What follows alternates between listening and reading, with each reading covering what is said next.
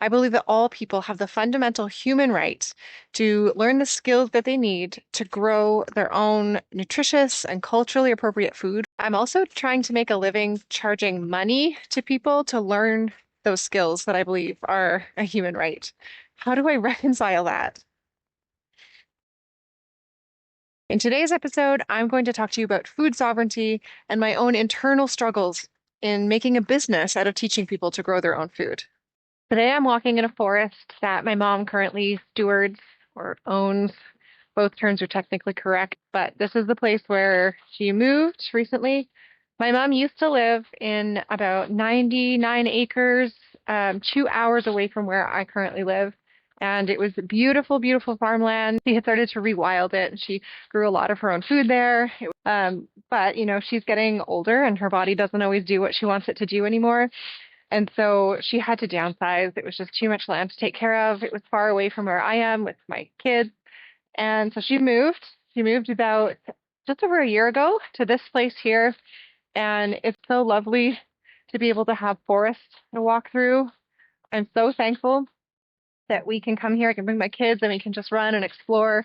And there's extra land. I think it's 14 acres or something like that. So plenty of land for us to grow extra food on.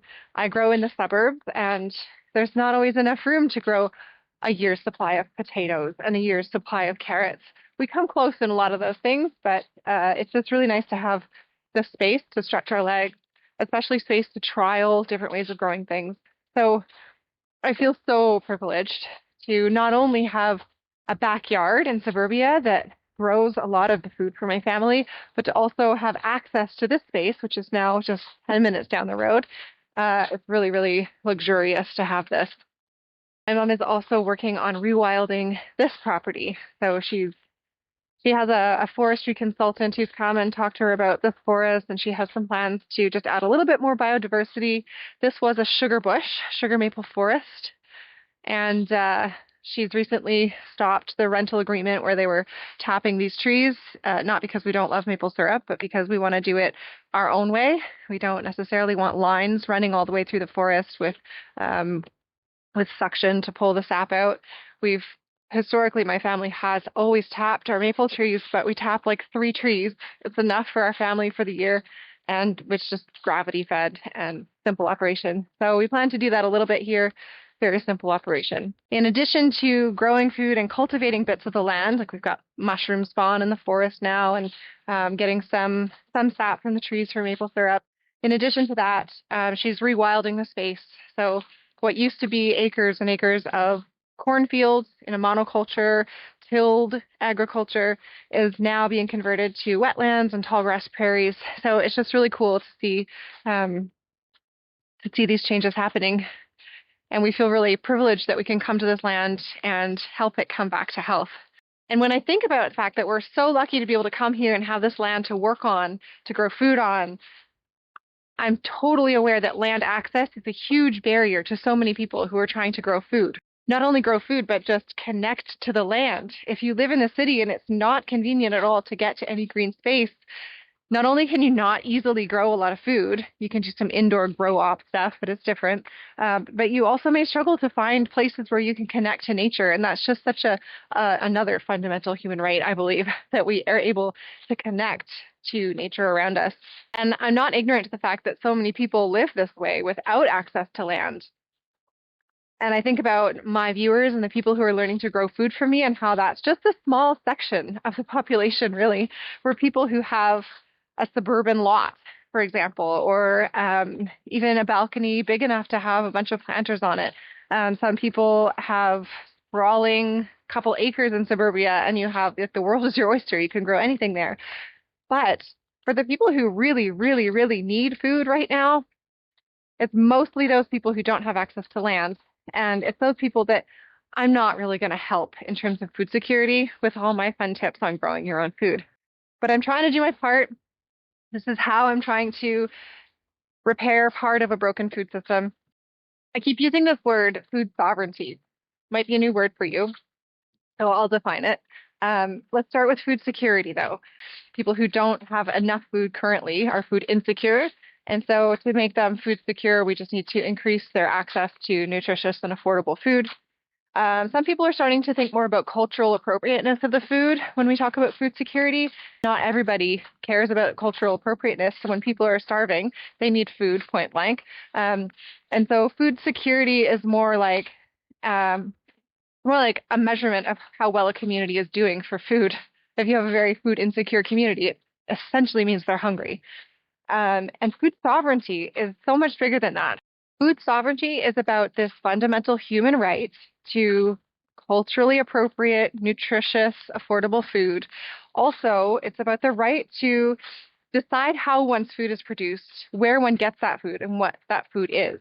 And so it relates to ecological farming, it relates to growing your own food, it relates to people having the ability to choose organic if they want, or to choose food that was grown on a farm nearby, or to choose food that's relevant to their culture.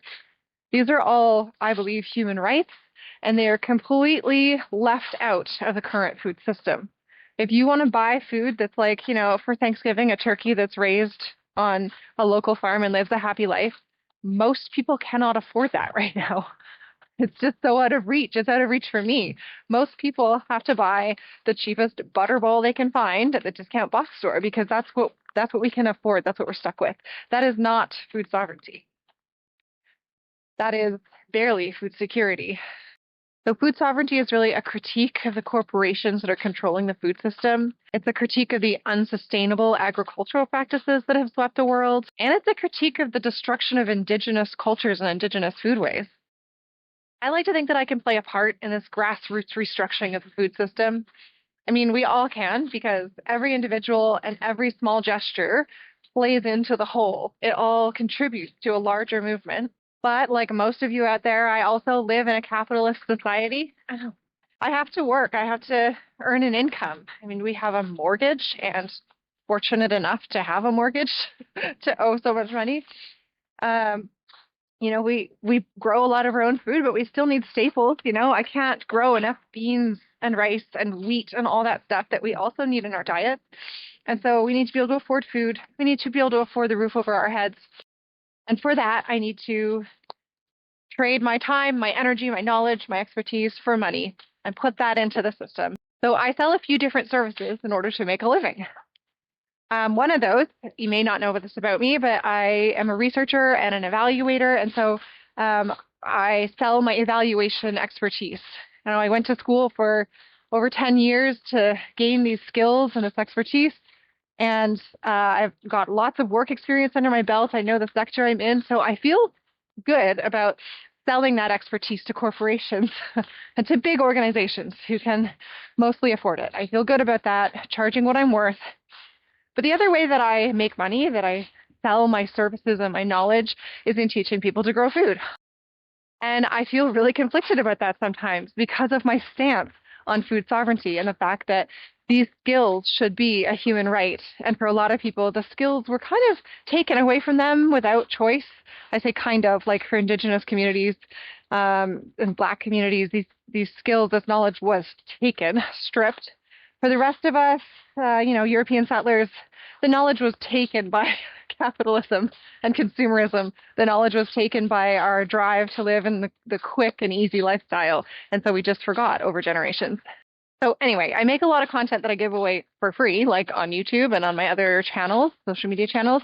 I want people to be able to access these skills and learn from me, even if they don't have the money to do so. But I also charge. I charge to deliver workshops and for speaking engagements, and I charge a private consultation fee for people who want me to come and plan their growing space and to help them grow their own food directly. And I know a lot of us creators do that. Like there's countless ebooks and learning resources, videos that are behind paywalls. And like most of these people also create free content. It's just they keep other content behind a paywall. And it's like you can get this stuff for free if you want to spend the time reading and watching videos for hours and hours, or you can pay and get it like immediately and have it super relevant to you. Selling food sovereignty is a bit of a paradox. On the one hand, if it's a human right to be able to grow food, how dare I come in and charge money for people to learn these skills? On the other hand, I have a ton of experience in this area. I have been growing food for 30 years. And that's like taking out those teenage years where I didn't do anything productive. I grew up in a farming family and a homesteading family. I have been a part of these homegrown food systems my entire life. I've grown so many different fruits and vegetables and animals. I have a lot of experience and a lot of knowledge. I have done lots of research. It's like there's just been a lot that I have put into learning these skills and to perfecting these skills. Although you never perfect gardening, but you know what I mean. And so why shouldn't I sell what I've worked so hard to build up, the knowledge that I've generated? It's a really complicated question. I'm also a teacher by nature. I think that I do a pretty good job of engaging audiences when I'm teaching them. I really care about people's learning growth. I care about the students that I'm with and that they are taking something valuable. And I think that, we pay teachers in a school system. The government pays the teachers in the public school system. Not very much, but it's a job. It's a job that contributes to the economy. And so until the government decides to prioritize money for teaching this kind of skill, for learning this kind of skill, then I guess I'm out here as an independent consultant and I'm going to try to earn a living teaching these skills. But I want to know what your thoughts are on this paradox. Do you hate that content creators sell their knowledge and skills in the form of workshops and ebooks that are behind a paywall? Or do you value knowledge enough to want to pay for it? How does the transaction of knowledge for money fit into your worldviews? Okay, there's one caveat. I would never charge an Indigenous person of Turtle Island to learn from me how to grow food for a couple of reasons. One, I have no idea what the ancestral traditions would be for growing food on this land. I'm coming here as the granddaughter of European settlers, and so the way that I grow, the way that I work the land is still largely coming from that European background. Now, I'm hungry for knowledge on how Indigenous people have used this land and steward the land and work with it to get food. I know it's reciprocal. What you take from the land, you give back. And I really want to learn more about that. So I'm not the person to teach that. But also, I mean, it's ridiculous to think that my ancestors are part of the problem that stripped Indigenous peoples of their own food sovereignty. So that would be pretty disgusting for me to come in and try to sell back to Indigenous people the knowledge to grow their own food. I will not do that. But hey, if you're a settler and you're living on this land, I could teach you how to grow food on it without destroying it. I'm here for that. As always, thank you for watching. My hands, even through these gloves, are completely numb and painful, and I still have to go and stack a whole bunch of wood. That's why I'm at my mom's today. If you enjoyed this video, I hope that you got something from it or that you'll engage in the conversation with me a little bit. I could talk about this stuff for hours. Please give this video a like and do tell me what you think in the comments.